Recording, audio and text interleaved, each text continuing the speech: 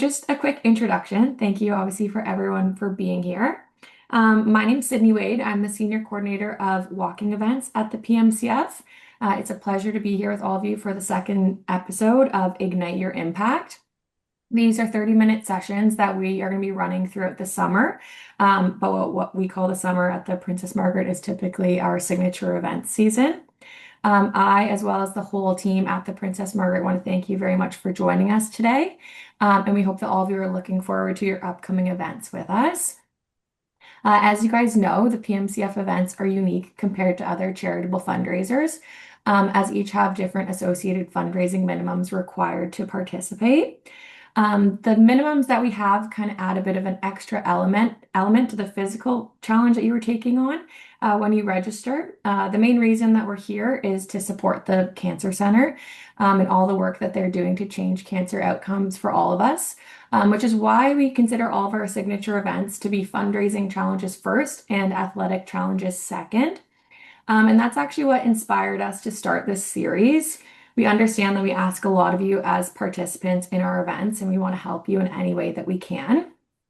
With that being said, just a quick reminder to keep the fundraising structure of your event in mind when listening today. So the Princess Margaret Ride and Ride North are individual fundraising events compared to some of our other events like cricket, journey, walk, and road hockey.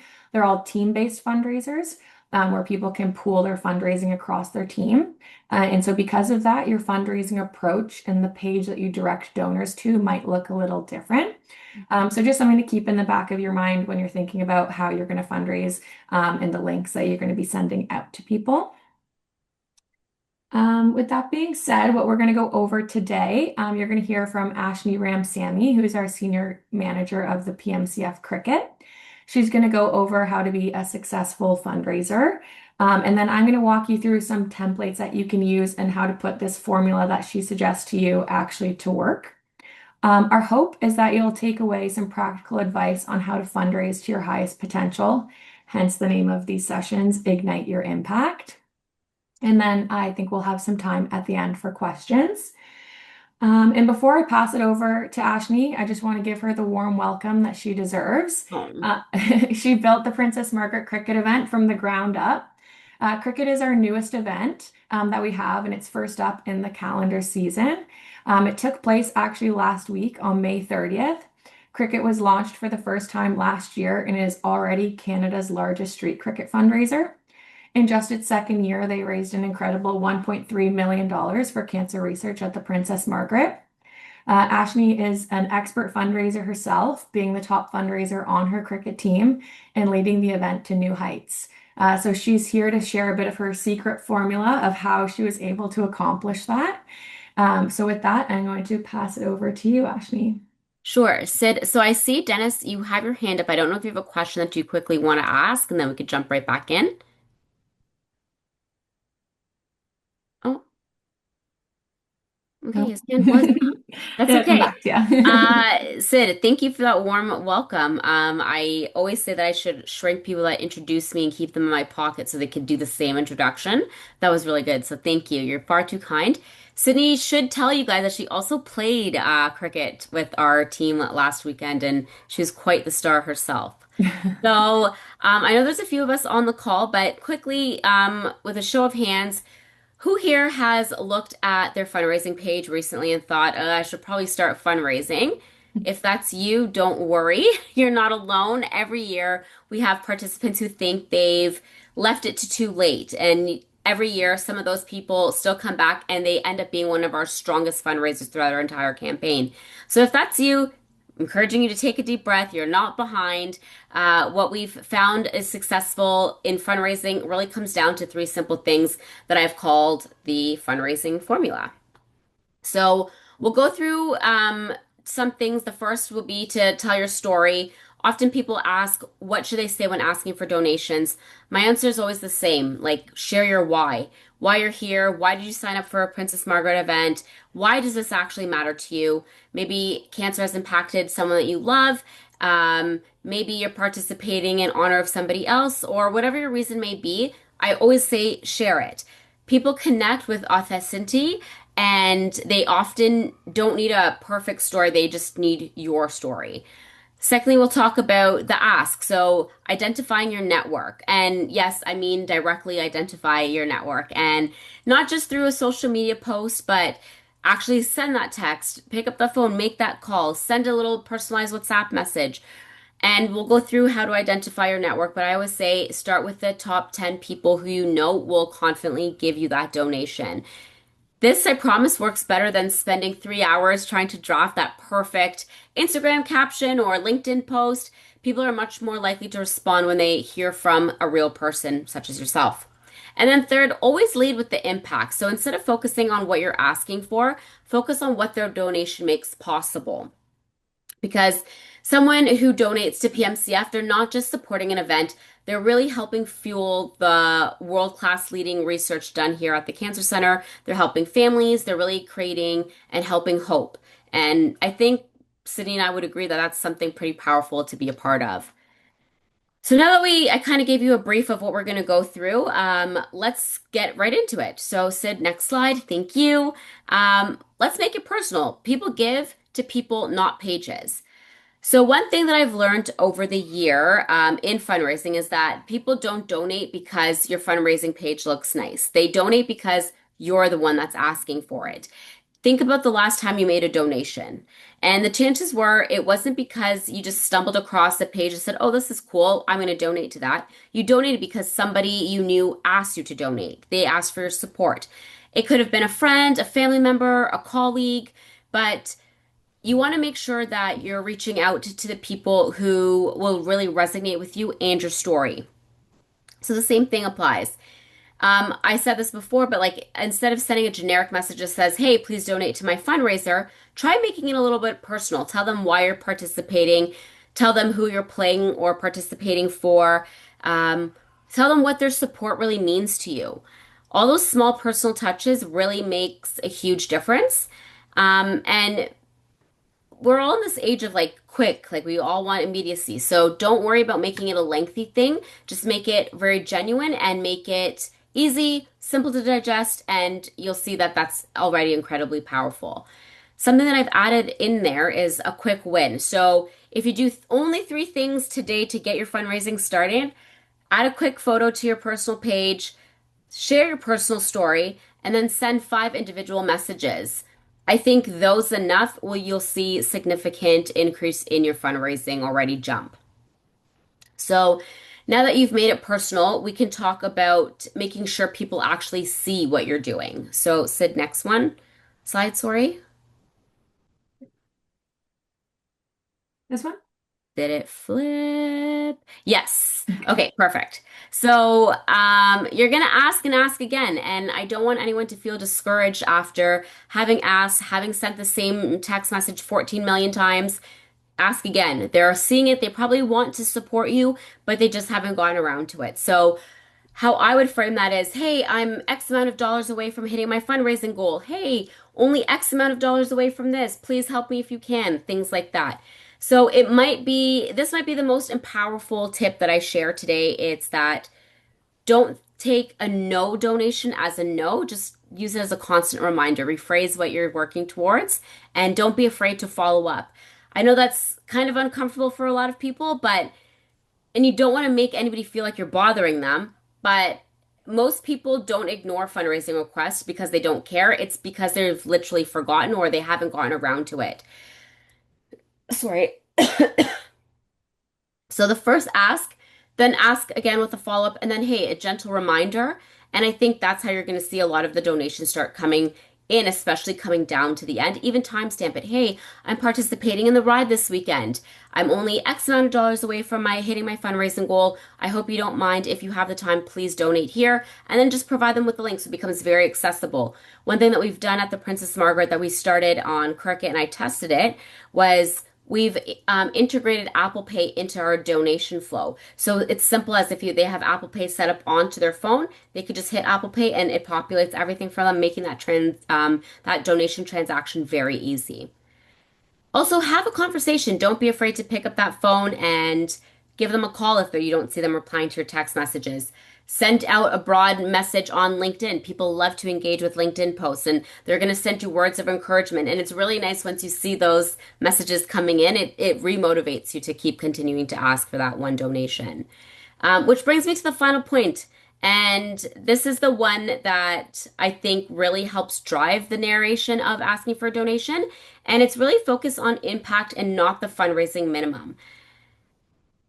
As fundraisers, we know that a fundraising minimum can feel very intimidating, and people are hesitant sometimes to even complete it because they think that they won't hit their minimum. Understandable, but I do want to encourage everyone to think about it a little bit differently. So instead of focusing so heavily on your fundraising minimum, shift the focus and focus a little bit more on your impact. Because at the end of the day, we're not here to hit fundraising targets, but we're here because we want to support a cause. We know that cancer has touched all of our lives. We know that you have cancer are the three scariest words that we will hear. And everybody wants to be a part of a cause that's bigger than themselves. Every participant has a story. Every team here has a reason why they're participating. But every donation also represents someone choosing hope and choosing to really better cancer treatments here in Canada and around the globe. Um, so if you take away anything from today, it would be tell your story, ask people directly, and follow up constantly, and focus on impact because when people understand why you're fundraising, that's what they want to be a part of. So I think when everybody joins forces, really incredible things do really happen. So that's a little bit about little fundraising tips and tricks there. Sydney mentioned that she's got some templates to show what we've just talked about, how it actually translates into your fundraising pages and into the fundraising world. So I'll throw it back to Sid so she could close it up. Amazing. Thank Thank you you, guys. Ashni. Of Appreciate course. it. Lots of valuable insights from our expert fundraiser, Ashni. And like she mentioned, I'm going to go into, so now we understand kind of theoretically what needs to be done. We've got some templates that you guys can use right away to get going with putting these into action. So first, I just wanted to cover this a little quickly. It's probably not like everyone knows how to do it, but we'll go in just in case. So actually getting to the participant center where you do all of these things. So you're going to want to go to your specific events website, whether it's the ride, the walk, the journey, and click sign in at the top. You'll see circled here. You'll use the credentials that you created upon registration to sign into the participant center. And it'll take you to what you see here, the dashboard. This is kind of the main home base of the participant center. The menu is along the left-hand side here. If you're seeing only icons and no titles, you're just going to click the arrow that's along here at the bottom to expand it so that you'll see all of the titles and you'll see where to go. I'm going to show you on the next slide where you go to customize your page. But just a quick note of the various things that you can do within the participant center. So it's where you can adjust your goal. Maybe you hit your fundraising goal and you want to increase it.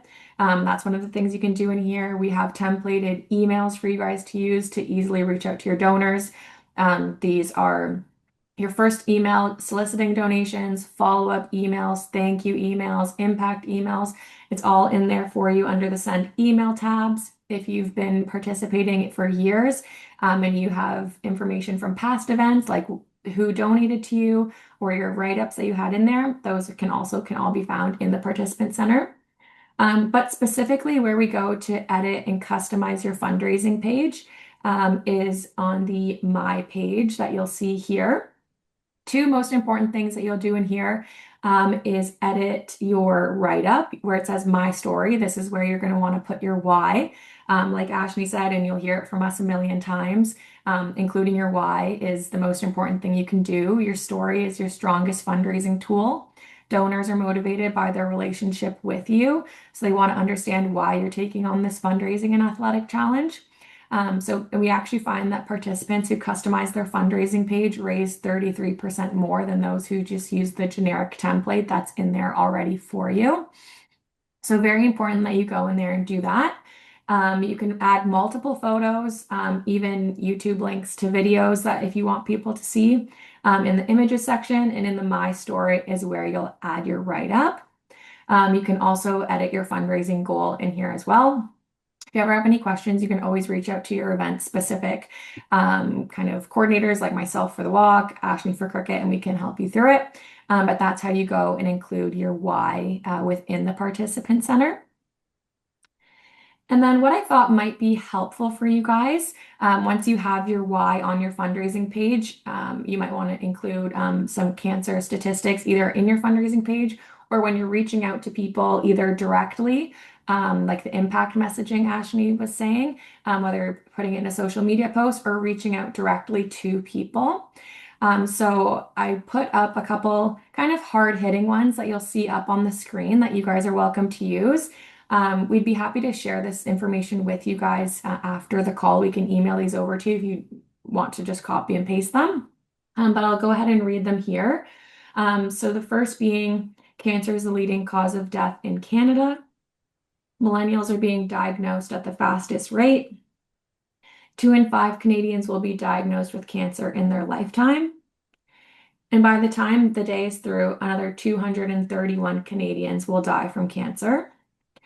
So when you hear and present the need for philanthropy with real numbers, donors will be inclined to contribute. And when they hear stats like this, it's pretty clear that there really isn't anyone who isn't impacted by cancer. So using these things and letting people know are great tools to use when you're asking for donations. And I know these can be quite scary, so they also are good when they're coupled with, okay, what is Princess Margaret doing to combat this cancer tsunami that we're seeing? And also helps them understand if they donate to you, where is their money going? What is the money that I give being used for? And so some of the stats that, again, you're welcome to use. A lot of these have come from our annual report that recently just came out. And that we're very proud to share with all of you guys, of course. So them being the Princess Margaret helped increase multiple myeloma survival rates by 200%. In 2025, over 17% of patients at the Princess Margaret Cancer Center were in clinical trials. The Princess Margaret Cancer Center treats 200 different types of cancer and specifically some of the rarest forms. And in 2025, the Princess Margaret treated over 21,000 new patients. So these are all great things that you can use when you're creating your posts, sending your texts, sending your emails to people so they can understand what you're fundraising for. And once you have all that, your fundraising page is set up, you kind of know what you're going to say to people. We have to kind of rip the band-aid and make the ask. All of our events are peer-to-peer fundraising events. So it's I'm on the team. I'm going to go ask my network. I'm going to ask Ashley for a donation. So it's all peer-to-peer. We call it P2P. You'll hear us say, or you'll hear kind of in the industry, and it's all about making the ask.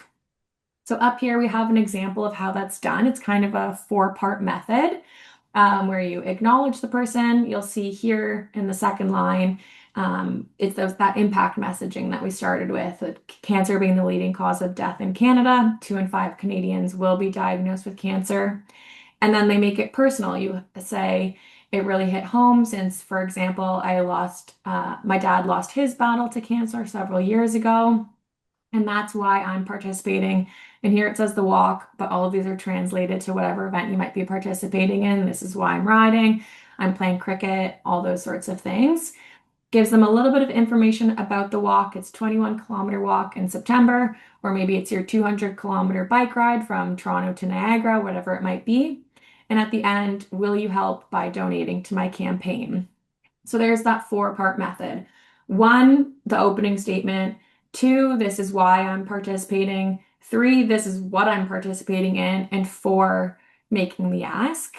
There's a couple, like a little bonus one at the end, just making sure that you thank the people once they do donate. And if you're writing in person, ending it with a nice thank you note.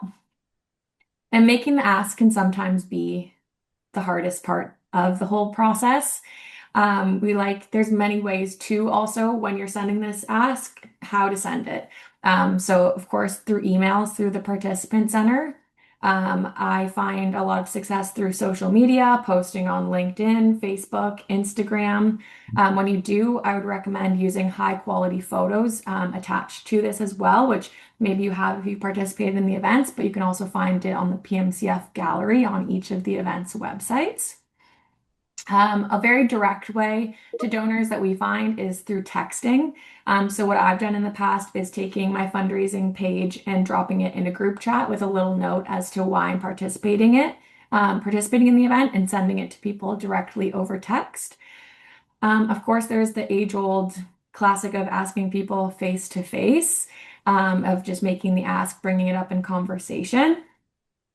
And also, just to keep in mind, when you're doing these sorts of things, it can be overwhelming. Oh, should I send it through email? Should I send through text? Like, just remember the important thing is just asking everyone you know, whether whatever channel you pick, the worst they can say is no. But you'd often be surprised by how often people say yes. As often people do want to give and they want to direct their philanthropic desires somewhere, but they don't necessarily know where. But with cancer being the leading cause of death amongst Canadians, we're giving them an opportunity to contribute to a particularly important cause. And you also never know who has their own cancer journey, whether they're going it through themselves or a close family member or friend. So just keep in mind that peer-to-peer fundraising isn't about really being a professional fundraiser, but it's more about inviting your community to be part of something meaningful. And that's exactly what you are doing. And I just wanted to close it off with just a note here about the different ways that people actually can donate. So online donations are, of course, the most common, but not everyone likes putting their credit card in online, or they're not super tech savvy, or they have something else that they want to give. So there's many other alternative ways to contribute. So you'll see on the screen of how to actually find these places. You go to your event website and you click donate. And then there'll be a link right underneath that says click here to view alternative methods. Or if you go to the menu and you click ways to donate, it'll take you to the page that has all of this information. But you'll see some of the options are donor advised funds, e-transfers, wire transfers, stocks and securities, offline donations. This is like when someone sends a check in the mail, USD donations, and workplace giving. We accept donations of pretty much every currency. USD, of course, is the most common. And we're actually able to create American tax receipts for people to use when they file their income taxes in the States, as long as they go through our American Friends of UHN portal. So there's lots of ways for people to get involved and contribute in whatever way they prefer. And I just wanted to end with kind of a fun, creative way that I saw someone fundraising recently. It was for the ride. Maybe she's even on this call. I didn't even catch her name when I saw it come up on my Instagram. But what she did was a $10 donation blitz day where she specifically only asked for $10 donations. This could be beneficial for you guys because I know some of you guys, your events are coming up in the next week or the following week. So you might be kind of nearing your fundraising minimum and goal, but just have a little bit ways to go. So something like this I thought was really powerful because first, it was a low barrier to participate, so it felt very inclusive. She also had a very simple, clear call to action for people, specifically saying only donate $10 to me today. It also was good because it built a pipeline for her for future donations, because maybe someone gave her $10 today, but next year when she goes back and asks again, they'll give 20 or 30. And it also probably caused her to get some repeat donors. Like maybe a couple months ago, someone donated $50 to her, but then on this day on social media, they were like, what's another $10? It was a very creative idea. So if anyone's kind of nearing their fundraising goal, I think that would be a great idea in the next week or two to surpass your goal. And with that, I just want to open it up. We've got a couple minutes just if anyone has any questions about anything we went through or any just fundraising questions in general. Ashley and I are here to help. So feel free to just unmute and go ahead if you have any questions. One comment was that whatever AI you're using, should get a different one because one of your slides you spelled Margaret wrong. Oh, I do that all the time. Oh my gosh, it's not AI, it's me. So, okay. I always have an extra A. Was it an extra A? No, it was the A and R were Yeah, backwards. makes sense. Um, It's That funny might when have you get been that. me because I'm trying my best here. I just I did try to use the donor page and like when I have a question about the URL, it says you can change the URL to personalize it. I just left it the way it was, so it had a number or something. Yeah, and that's totally fine. You don't have to change it by any means. Were you Okay. referring to here where it says personalized URL? Hmm. So that's sometimes, when you copy and paste URL and it has a super long, Yeah. all mumbo jumbo letters. If you customize it and you add just your name or anything you want, really, it'll make sure that it always is kind of that nice form that you have. So that'll work if I change that. Okay. Yeah, even if you like, if you sent your link already to people, you go and change it Mm. now, the link that you sent out already will still work. It just adjusts what it looks like. And then I tried it out and I sent one to myself asking for a donation and it went into my junk mail folder. And I don't know if Mm. that's my stupid Bell email, which is terrible, but Potentially, like there's different firewalls that people have, um, which is kind of more on their receiving end as opposed to the senders. yeah. So if you ever hear from someone it didn't go through, I would, as a backup, send it through your regular email as well if you heard from people it didn't go through. Okay. Yeah. Thanks, William. Any other questions from anyone? No? Okay, well, perfect timing. Well, thank you everyone for coming. We really appreciate it. I don't know if there's anyone on the call who wants, and if so, I can send it to everyone, the stats that we shared, if anyone wants to use those specifically in upcoming emails or posts, we'd be happy to send that over to you. Yeah, sure. Good. Okay, There perfect. Amazing. Sid, what could also be helpful is I know on each event page there's a tab on the menu that says fundraising resources. Yeah. So you could get all the stats ready to go, downloadable for social media. All that stuff is already there. Mhm. But it'll be a bit more comprehensive than what Sid and I just went through in like half an hour. But definitely take a look at some of the fundraising resources. Those seem to be very popular when people are looking for ways and ideas to continue and surpass fundraising minimums. Perfect. Yeah. Yes, we'll include that Um, as well. Yeah, I go just have ahead. another thing. Mhm. There's something called immunotherapy or something for treating cancer where you use sort of Mhm. they do the genetic Hmm. investigation and they wind up with a personalized treatment. Mhm. Is is there a special name? Like I think it's immunotherapy, or is that Yeah, you got it. just That's Got correct. it. It's immunotherapy. okay? Because I think my sister-in-law, she was maybe one of the clinical trial people for that. She did benefit Oh, tremendously wow. Oh, wow. from, I think it was from lung cancer. She had a Yeah. gene that was common with people of Oriental descent, but she's not Mhm. Oriental, but she had the same Oh, okay. that same gene. So Yeah. Yeah, I know they're trying to use immunotherapy and another example of something similar like theranostics. There's just ways that we're trying to get rid of using chemotherapy just because obviously it has a lot of negative impacts on the body. So those are different ways that they're implementing and researching in order to get rid of chemo and use kind of less invasive and more targeted therapies. So yeah, it also a great thing to mention when you're asking people for donations. Like this is what they're doing, and this is someone who I know who directly impacted from it. That would be a great reason to put in your why if you haven't yet. mhm. Okay, Yeah. Awesome. Amazing. Well, thank you everyone for Thanks, coming. We everyone. really appreciate you joining. thank you, And hopefully you learned some ideas or some new tools for your fundraising efforts. And good luck with all of your upcoming events. I'm sure we'll see you guys there. thank you. All the Thanks, best. Take care, guys. everyone. It was Thank lovely you meeting you. for, thank you for doing this. Yeah, of Oh, course. of We'll have course. one next month. So if anyone wants to join again, just keep an eye on your emails. See ya.